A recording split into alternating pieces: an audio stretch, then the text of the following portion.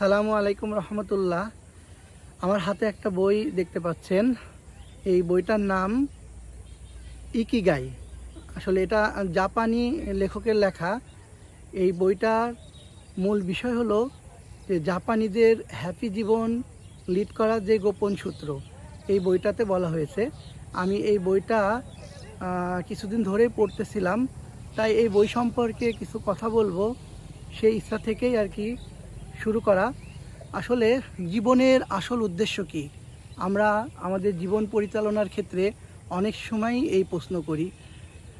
The ikigai এই শব্দটি এমন শব্দ যেটা জাপানি ভাষার শব্দ, যার অর্থ হলো যে কোনো এক উদ্দেশ্য সাধনের জন্য বা কোনো এক ভালো লাগার থেকে খুব সকালে ঘুম থেকে জেগে ওঠা।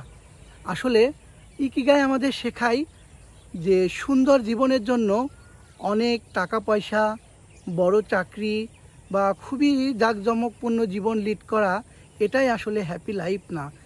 ইকিগাই আমাদের শিক্ষা দেয় জীবনের আসল উদ্দেশ্য বড় কিছু হওয়া নাই।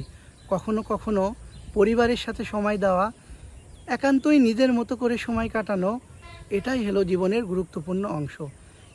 ইকিগাই আমাদের আরও শেখায় যে মিনিংফুল জীবন লিড করা।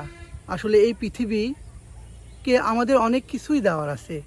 তো ইকিগাই আমাদের শিক্ষা দেয় যে আমরা আমাদের এই ছোট্ট জীবনে পৃথিবীকে কি দিলাম। সর্বশেষে আমরা এটাই বলতে পারি যে জীবনের অর্থ খুঁজে পাওয়া এটাই হলো জীবনের সফলতা। আর এই অর্থ খুঁজে পেলেই আমরা সফল হব এবং আমরা সুখী লাইফ পরিচালিত করতে পারবো।